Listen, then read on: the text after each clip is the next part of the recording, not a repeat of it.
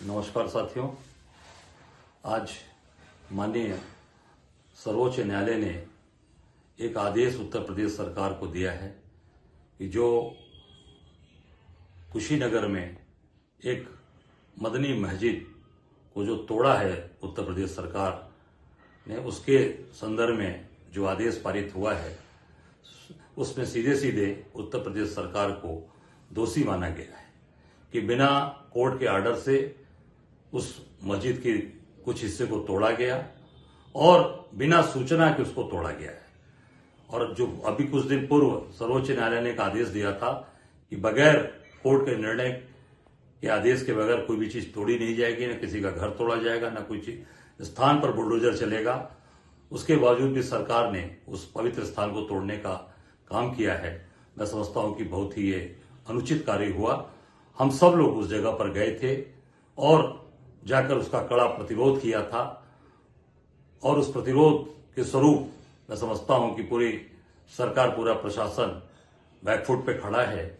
मैं निश्चित तौर से मैं माननीय सर्वोच्च न्यायालय से निवेदन करूंगा कि इस पे कठोर से कठोर कार्रवाई करें, जिससे उत्तर प्रदेश सरकार के लिए नजीर बने, जिससे दोबारा किसी भी जगह पर तोड़फोड़ न कर पाए। धन्यवाद। जय हिंद। सरकार वो माननीय सुप्रीम कोर्ट के आदेश की भी धज्जियां उड़ा रही है, जिस आदेश में बुलडोजर कार्रवाई पे रोक लगाई गई थी। कुशीनगर में मस्जिद का मामला माननीय न्यायालय में था, उसके बाद भी भारतीय जनता पार्टी का बुलडोजर रुकता नहीं। जिस तरह से पहले अल्पसंख्यकों के घरों पे चलता था, विरोध में उठ रही आवाजों के खिलाफ चलता था, तो अब जिस तरह से अल्पसंख्यकों के धर्म स्थल की तरफ बुलडोजर चल रहा है और कई मामले ऐसे आए जब वो माननीय न्यायालय में वो मामले रहे, उसके बावजूद इस तरह की कार्रवाई हुई। यह बताता है कि भारतीय जनता पार्टी को ना देश की न्यायपालिका में विश्वास है, ना संविधान में विश्वास है, ना वो धार्मिक आस्थाओं का सम्मान करना जानती है।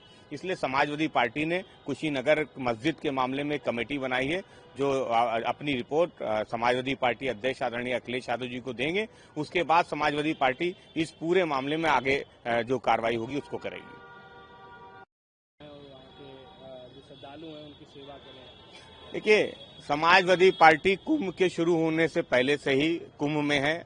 श्रद्धेय नेताजी मुलायम सिंह यादव जी की मूर्ति भी वहां स्थापित है। कार्यकर्ता वहां पे श्रद्धालुओं की सेवा कर रहे हैं। उनके खाने पीने की व्यवस्था, ठंड ज्यादा थी तो ठंड से बचाव की व्यवस्था, पीने की व्यवस्था, उनके रुकने की व्यवस्था, ये सब समाजवादी लोग पहले दिन से कर रहे हैं। भारतीय जनता पार्टी जो सोई हुई सरकार है, जिसके इंतजाम नाकाफी नजर आए, आज लोग सड़कों पे हैं, बहुत बहुत समय लग रहा है उनको, जो लोग जा रहे हैं उनको दुश्वारियां हो रही है, भगदड़ हुई, उस जो घटना दुखद हुई वो सबके सामने।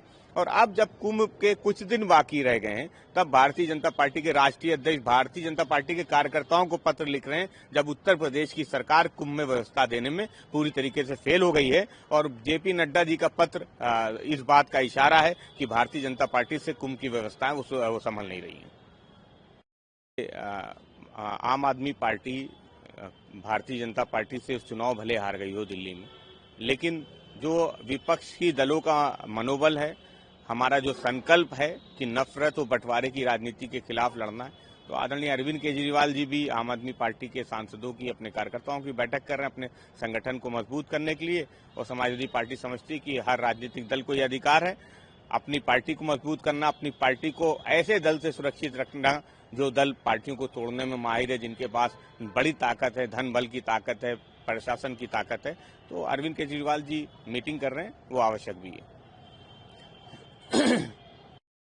2025 में दिल्ली चुनाव पर जीत के बाद अब 2026 में बंगाल की बारी है। देखिए, दिल्ली में जिन परिस्थितियों में भारतीय जनता पार्टी चुनाव जीती, उसके पीछे कहीं न कहीं कांग्रेस एक बड़ा कारण है।